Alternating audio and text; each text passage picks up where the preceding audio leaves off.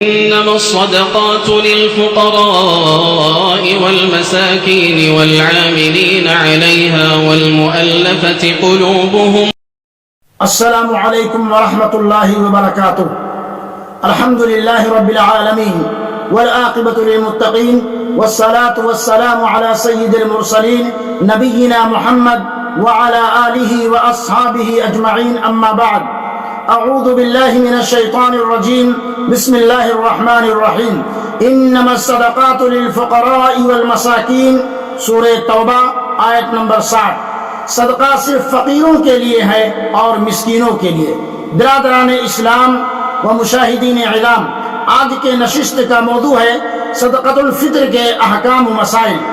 فطر کے معنی روزہ کھولنے یا روزہ رکھنے کے ہیں. شرعی اصطلاح میں صدقۃ الفطر اس خیرات کا نام ہے جو ماہ رمضان کے ختم ہونے پر روزہ کھولنے کی خوشی اور شکریہ کے طور پر ادا کیا جاتا ہے. صدقہ فطر کا مقصد روزہ کی حالت میں سرزد ہونے والی کوتاہیوں، گناہوں اور غلطیوں سے خود کو پاک کرنا ہے، جس کا ذکر رسول اللہ صلی اللہ علیہ وسلم کے ارشادات میں ملتا ہے. عن ابن عباس رضی اللہ عنہما قال فرض رسول اللہ صلی اللہ علیہ وسلم زکاة الفطر طہرة للصائم من اللغو والرفث وطعمة للمساکین، فمن أداها قبل الصلاة فهي زكاة مقبولة ومن أداها بعد الصلاة فهي صدقة من الصدقات. رواه احمد وابن ماجہ. حضرت ابن عباس رضی اللہ عنہما سے روایت ہے کہ رسول اللہ صلی اللہ علیہ وسلم نے صدقہ فطر روزے دار کو بےہودگی اور فحش باتوں سے پاک کرنے کے لیے نیز محتاجوں کے کھانے کا انتظام کرنے کے لیے فرض کیا ہے.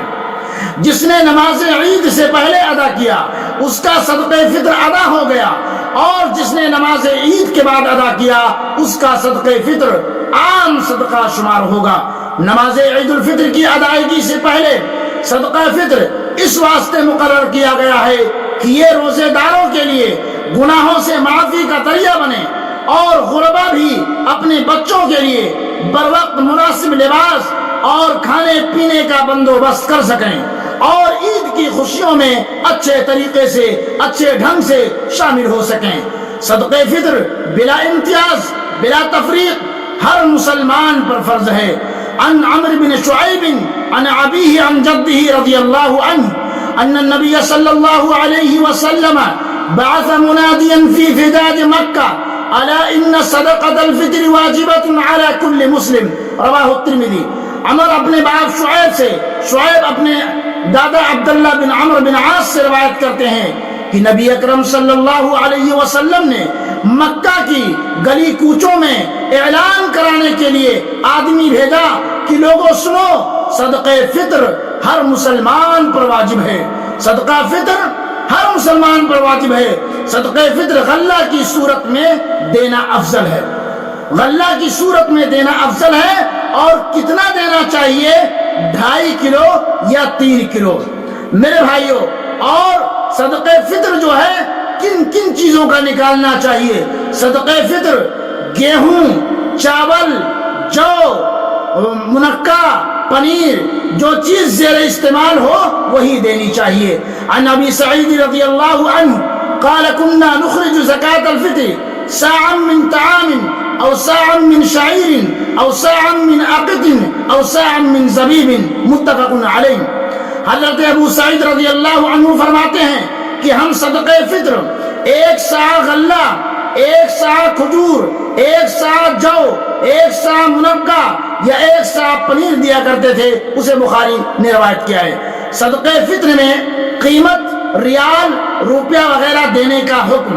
میرے بھائیوں، بہت سارے لوگ جو صدقہ فطر میں روپیہ نکالتے ہیں، ریال نکالتے ہیں، آئیے ان کے بارے میں دیکھتے ہیں کہ نبی صلی اللہ علیہ وسلم کے فرمودات کیا ہیں.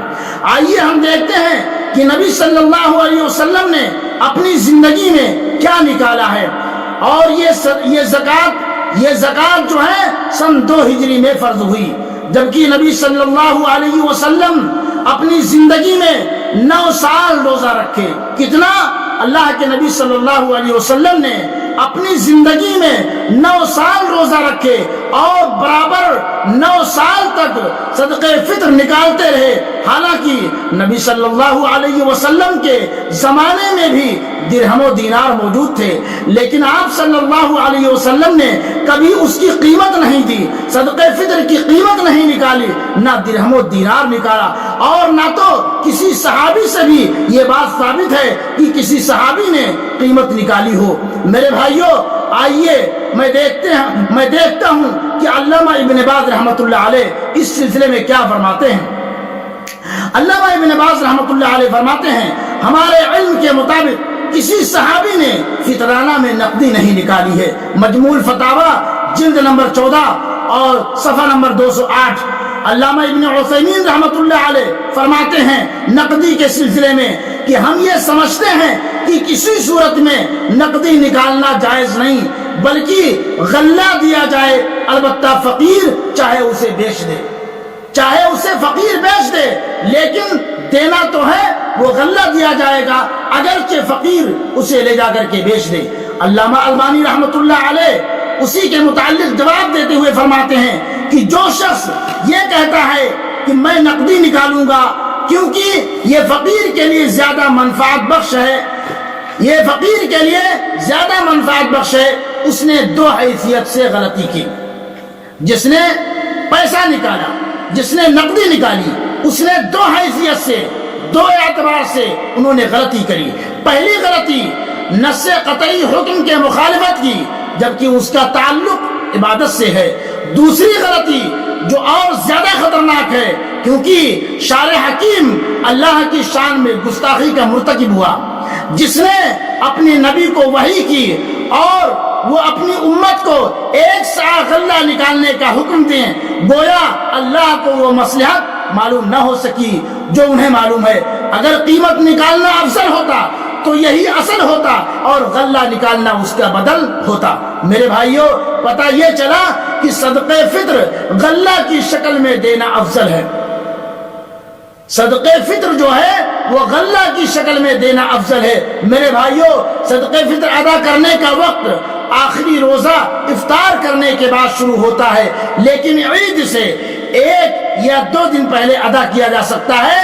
حضرت نافع رضی اللہ عنہ سے روایت ہے کہ ابن عمر رضی اللہ عنہما گھر کے چھوٹے بڑے تمام افراد کی طرف سے صدقہ فطر دیتے تھے، حتیٰ کہ میرے بیٹوں کی طرف سے بھی دیتے تھے، اور ابن عمر رضی اللہ عنہما ان لوگوں کو دیتے تھے جو قبول کرتے اور عید الفطر سے 1 دن یا 2 دن پہلے دیتے تھے۔ اسے بخاری نے روایت کیا ہے۔ میرے بھائیوں، اگر آپ کے ماتحت میں غلام ہیں، نوکر چاکر ہیں، یا آپ جس کے مسئول ہیں، جس کے ذمہ دار ہیں، سب کی طرف سے صدقہ فطر آپ کے اوپر نکالنا ضروری ہے، واجب ہے۔ البتہ آیا صدقہ فطر کس کو دینا چاہیے؟ صدقہ فطر جو ہے، جو سورہ توبہ کے اندر آیت نمبر 8 مسکینوں کا جو ذکر ہوا ہے، وہ نہیں، بلکہ اللہ رب العالمین نے فرمایا ابھی انما الصدقات للفقراء والمساکین والعاملین علیہا، اس کے اندر 8 لوگوں کا ذکر ہے، لیکن حدیث کے اندر آتا ہے کہ طعمۃ للمساکین، مسکینوں کے لیے کھانے کا بندوبست اس میں جو ہے۔ تو پتہ یہ چلا کہ غربا اور فقیر اور مسکین کا یہ صدقہ فطر حق ہے۔ کیوں؟ اس صدقہ فطر کو آپ کہیں دوسرے مصرف میں نہیں لگا سکتے ہیں، دوسرے جگہ آپ اس کو نہیں خرچ کر سکتے ہیں، نہ دے سکتے ہیں۔ یہ اصل جو ہے یہ غربا کا ہے، یہ فقیر کا ہے، یہ محتاجوں کا ہے، یہ مسکینوں کا ہے۔ لہذا 2.5 سے 3 کلو صدقہ فطر نکالا جائے گا۔ جو لوگ 2.5 نکالتے ہیں وہ بھی صحیح ہے، اور جو احتیاطاً 3 نکالتے ہیں وہ بھی صحیح ہے۔ اللہ تعالی ہم تمام مسلمانوں کا شریعت کا پابند بنائے۔ وآخر دعوانا ان الحمد للہ رب العالمین، والسلام علیکم ورحمۃ اللہ وبرکاتہ۔